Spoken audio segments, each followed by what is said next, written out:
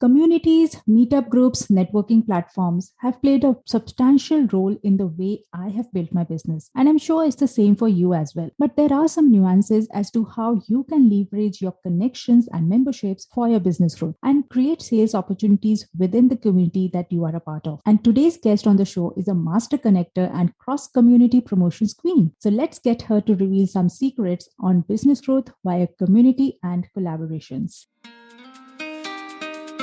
Fall in love with selling as you acquire the right mindset, selling style, and sales process that helps you take your business solution to more prospects, potential clients, and the world at large. If you are a women entrepreneur who is looking to get more sales, scale, and sustainability in your business, you have reached the right place. I'm Roshni Baronia, your host for the show Ace the Sales, which is all about helping you bring your authentic and influential self to each sales conversation.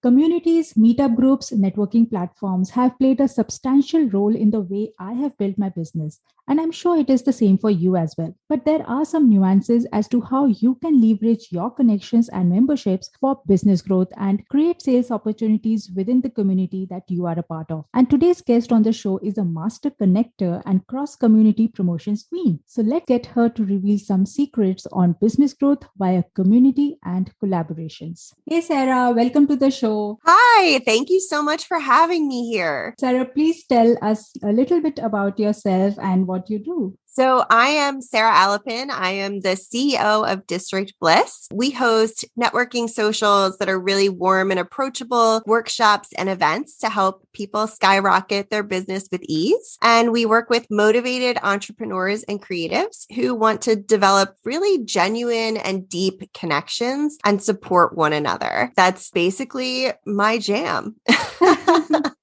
Awesome. And I love the fact that the way you introduced yourself first to me was that, you are an extrovert who wants to meet people and connect with people. Because Sara and myself got connected through her summit, virtual summit Jump 2021. And she was the organizer and the host. And what a lovely event you created. It is something inborn, latent talent of yours that you bring people together.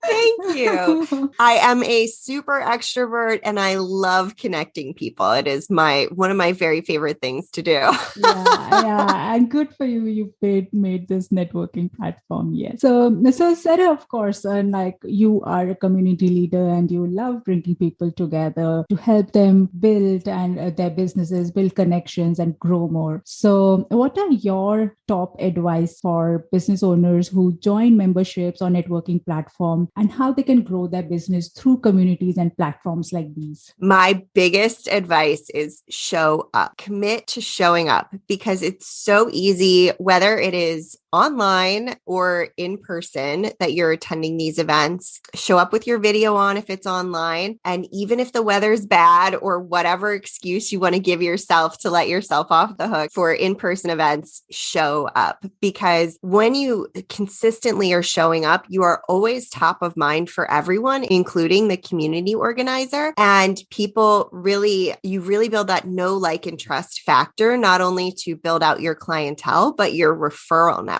And people really look forward to seeing you and really look forward to hearing your expertise and learning from you and knowing what you're up to. And that's how you really lay the foundation to build your business, but also to really enjoy and look forward to the events. Right. That's a great piece of advice, that just to show up and with video on, of course, because now we are in a digital age. So yes, keeping that video on is so important. But why do you think it's so much of a challenge for people? Why don't they do that much? It's really easy to just show up and you're like, but I'm kind of multitasking. Well, people know that you're not then fully engaged when your video's not on. And it's sort of like old school sales. And you'll appreciate this, I think, where people would say, don't wear your sunglasses when you're trying to sell because people want to look you in the eyes. Well, now in the digital age, it is don't turn your video off off when you're attending an event. But it isn't easy to sit there and look at yourself for this entire time. Right before this recording, I was on a call with a client. And so now I have been looking at myself for, by the end of this, 2 hours. And we would never normally look at ourselves for this amount of time. It's tough to see you into the mirror. You see yourself into the mirror, and now you have to see yourself on the digital screen. So yeah, that's a bit of challenge. Yes. So I get why people don't want to do it, but you can turn where you can't see your video. I think it's a slippery slope because that's how you end up forgetting that you're on screen and accidentally flossing your teeth. I think it's a little bit of that. And then I also think it's a little bit of comparing ourselves to how the other person looks. It's really easy to lean into comparing in the entrepreneurial space. Mm-hmm. And, it's easy to compare my sales skills with your sales skills, for example, because you're so good at it. And it is something I still get nervous about. And I still feel, like a little guilty when I say my prices and things. I hide it pretty well, I think, at this point. And so it's really easy to then listen to you, Sal, and be like, man, she's so good. I want to be as good as Roshni. And we do that with our appearance too. It's like, oh, her hair looks so great. And man, that's a great lip color. Try to lean out of that comparing in all things, whether it be appearance or entrepreneurial things. Absolutely. So instead of just comparing yourself, take it as inspiration. That is something she does really well. How can I do at least 40% of it, 30% of it? And that could be a starting point. So yes, leaning out of that comparison is something very critical. So what are some of the other mistakes that you have observed people usually do when they are networking per se, whether in person or virtually? Because networking is a huge challenge for women, especially. They hide themselves, they do not come forward, and they try to avoid it. So, but even if they do, what are some of the mistakes? What are the things they are doing wrong? Because you observe them a lot. I do. And I'm a very observant community leader. So when I see them, it's very, glaring to me. There are two things I see on a regular basis that happen. The first thing being leading in by talking about yourself. Mm-hmm. So when you attend any event, because any event you attend is a networking opportunity, then if you lead in with, hi, this is who I am, this is what I do, that is going to immediately put the other person into very face value conversation at best. So you either turn them off or you will just get a really face value, where you're essentially just collecting and handing out business cards. Even in the digital world, it's very similar. So always go in with the genuine curiosity and think about how you could help the other person or connect the other person or something that you all might be able to do together to build your businesses, whether that be a joint webinar or the options are truly limitless, especially in the digital era. But lead in with, hi, I'm Sara. It's really nice to meet you. What have you been up to? Or what are you up to in your business? And ask about goals and try to find goals that align so that you can support one another. And genuine curiosity is the way that I try to approach all of my networking opportunities. And then the other thing is, I see this happen a lot. And this is actually why I founded District Bliss. I don't know if you know my founder story or not. Yeah, I know, but yes, listeners love to know that. Okay. So I was a photography professional. And when I started out, I knew I needed to bring on a team. So I started going to networking events and I would introduce myself and I would say, oh, hi, it's so great to meet you, and try to start conversations. And then as soon as the other person found out I was also a photographer, if they were a photographer, they would turn around and say they didn't need to talk to me. They didn't need to know me. And that was such a huge mistake because, first of all, I can't take every photography client, nor is every client the right fit for me, and nor am I the right fit for every client. But also I needed to hire people to support my team because I just didn't have the time or physical capacity or anything to be in a million places at one time. So even if you think someone might be your quote unquote competitor, then you still should be thinking about a way that you two can support one another. And even if that is just to commiserate or to celebrate wins together or whatever, and maybe not like collaborate per se, it's so important to have your finger on the pulse of what your quote unquote competitors are doing or other people in your direct industry. And, again, not everybody's the right client for every entrepreneur. And there's more than enough business to go around. So that's the other big thing. And I guess now I have a third thing. Afterward, follow up. So actually, I can tell you, right, we have this firsthand experience, Roshni, where you had to follow up with me about getting on this podcast, I think 3 times before you got a response from me.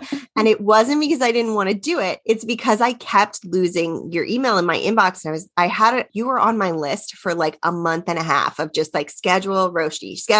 And it feels really bad to have to keep punting it down the line like that. Follow up with people. Don't be afraid just because they didn't get back to you. Like in this case, I didn't get back to Roshni right away, but she knew that it didn't have anything to do with her. It was a me problem. And it wasn't that I didn't want to. It was just what was going on. She knew I was putting on that summit and everything, how we met. And so she followed up and now here we are. And I refer people to your podcast all the time because I think you're so good at what you do. And it's one of my top recommended business podcasts. So when you follow up, you are showing so much good stuff. And really, it kept her top of mind. I mean, she was on my running list for a month and a half. The unsexy secret of growing sales is that not everyone is great at strategic planning. But did you know that you are 42% more likely to achieve your income goals if you have a system that motivates, tracks, and improves your progress on a daily basis? The Personal Sales Planner is that very intuitive and holistic sales planning tool which can help you break down your lofty income goals into manageable milestones and doable daily actions. And guess what? You have to spend just 10 minutes with it every single day. So grab your sales planner from bit.ly/PSP-37. The link is given in show notes. It is the only tool you will ever need to do your sales planning. So grab your link from the show notes. It is bit.ly/PSP-37. Oh my God, I was holding so much of space. I'm so flattered now. I have written your name in my agenda more times than probably anyone else this year. I'm actually feeling kind of good about it. Following up is perfect. Yeah, absolutely. And I think it comes from something around me being in sales so much that I've developed a thick skin to this, people not responding immediately, because I truly know that it's not personal. It is not me they are saying no to or they are ignoring, because people have tons and tons of things to do. People are busy. You are so busy and you've got so many things going on in your life and everywhere else in work and business. So of course you have to prioritize and choose, and it's the same for everyone. So we need not feel bad. And that's why you rightly pointed out that follow-up is essential. And in a networking also, in fact, one of my biggest paid gig last year, which went on to create Asia Book of World Records. That was a project which was about bringing together women to create awareness about saving water. And that project went on to create Asia Book of Records. And the person who was leading that project, I met her at a networking event and I just followed up with her to fix up a meeting and let's meet and explore what can we do together and just getting to know each other. That's the way we landed up together doing this huge project. And that's the way opportunities gets created. Thank you so much for highlighting that show up and then follow up. Yeah. And then up level with it. Yeah. All the ups. Absolutely. So yeah, Sarah, like you have rightly mentioned that people should show up and people should talk about themselves, but also be interested in other people's point of view and what they are doing. But still, I feel that I have heard this many a times from many people that they've invested with memberships or networking platforms, but they are not generating enough business from that particular platform. platform, or the platform is not working. It's not a nice platform. I'm not getting the ROI of my investment. So what do you think? What is the missing link for them? What is it that they are not getting right, according to you? That's a great question. There's a different organization or company or space for each person. And it's really important for you to find the right fit. So one of the things I always say is look at the CEO, see if you identify with them, look at the branding and look at, the colors, the images they're using. Does it look professional? And, then kind of talk to other people who are in that organization and see where they have found success, see what they've found challenging, and give feedback if you're finding something like the platform isn't working well, or we've had people who have had trouble getting access to, let's say, Google Calendar. And it's because they gave us an email that wasn't the email that connects to Google and they weren't talking to each other. We're used to that happening. Because we've heard it before. So if you're finding some sort of problem, then reach out and let them know, because chances are it's something that either they've heard before or it's some weird glitch, and they will immediately help you fix it. So I'd reach out sooner rather than later if that's the case. When you're going to an event or when you are exploring a membership, it's a great idea to first attend an event and then even get on the CEO's calendar and sit down for a conversation and make sure that it's the right fit for you before you commit to a year-long membership, because the last thing you want to do is commit to showing up, because this isn't just money you're spending. If you're going with my first tip and you're committing to showing up, it's also a lot of time, and your time is very valuable. So make sure that you are going to be beneficial. And I like to get on CEOs' calendars before I sign up for anything. When I signed up for my CRM, I got on the CEO's calendar before I even signed up for that.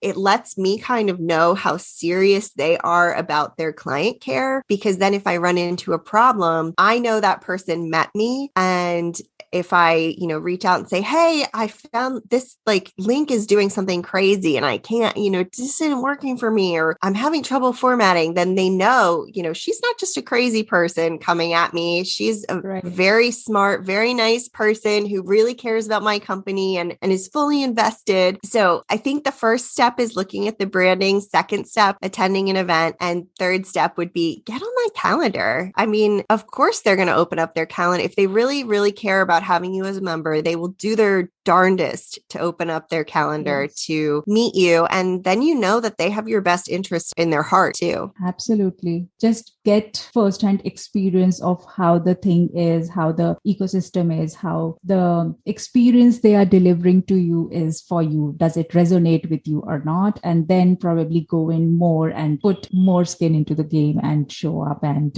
invest more time and resource into it. Awesome. So Sarah, what has been working behind the scenes in District Bliss? Tell us a little bit about that and what's new with it and how it has transitioned in the entire this 2020 and what's new in 21. So we actually were really lucky as you can be in 2020, because we started pivoting to being 50-50 online in 2019, because so we were already ahead of the curve. Yeah. Nice. And we already had our online workshops, our online workshop platform.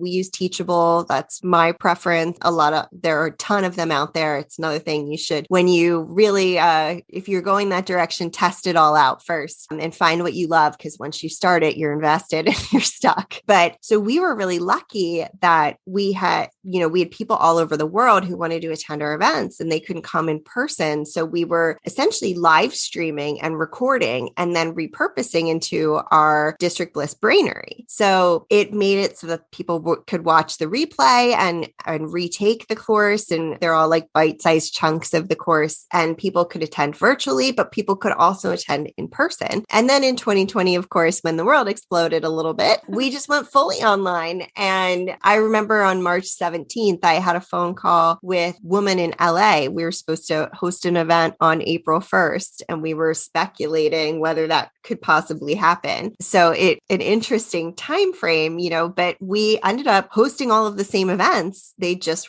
all were online. So, and we have networking online down to a fine science. It's really lovely, welcoming, and open, and it has that in-person vibe. I'm sure you, Roshni, you're nodding because I feel like you can just tell it would have that. I can vouch for that. Yes, definitely. I am now connected so much with Sara herself and District Bliss community, and of course the people from the community itself, because yes, when I was a part of the Jump 2021 summit, so of course there were many attendees with whom I got connected. We exchanged conversations, and it was a lovely at home kind of a feel, which was so comforting and it didn't feel that we are like poles apart.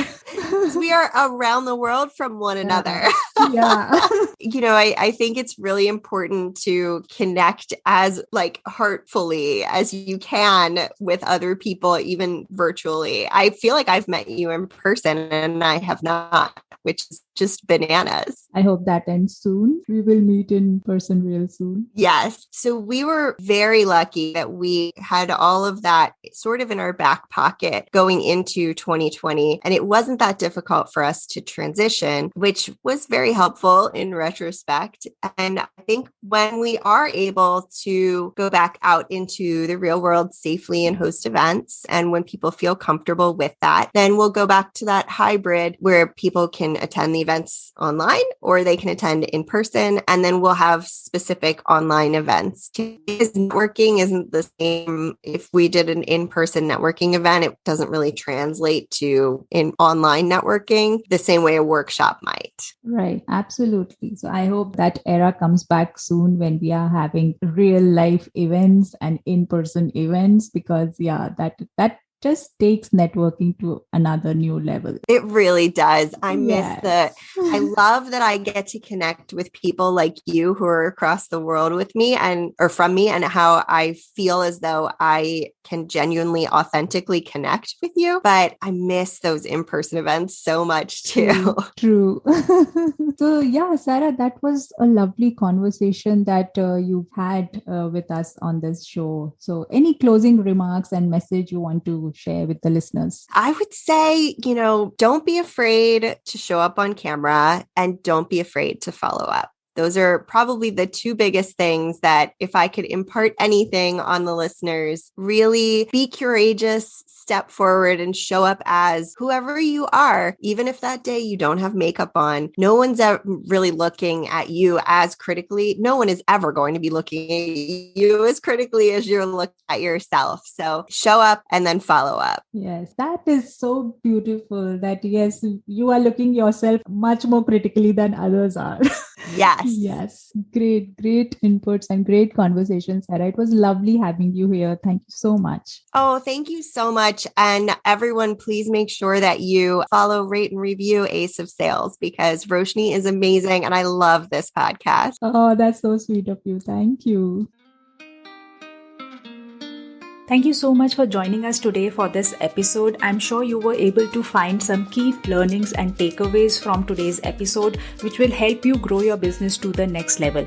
And if that's the case, make sure that you share this episode with 2 of your business buddies, because you never know that they might also find some insight which will help them in their business. Knowledge, after all, grows by sharing it further, right? So do share it with 2 of your business buddies. Also, if you like Ace the Sales podcast, consider sharing 5-star review and rating on Apple iTunes, because that will help us take the podcast to many more women just like yourself who are looking to find sales success in their business. Also, it will mean the world to us, especially myself and my team who are putting loads of efforts to bring this podcast to you. And lastly, remember to connect with me on Instagram at Roshni_Baronia, because I would love to know more about you, your business, and what is it that you need help with when it comes to selling. So connect with me on Instagram, leave a review, and share the podcast with 2 of your business buddies. I will meet you next Thursday. Stay tuned and stay safe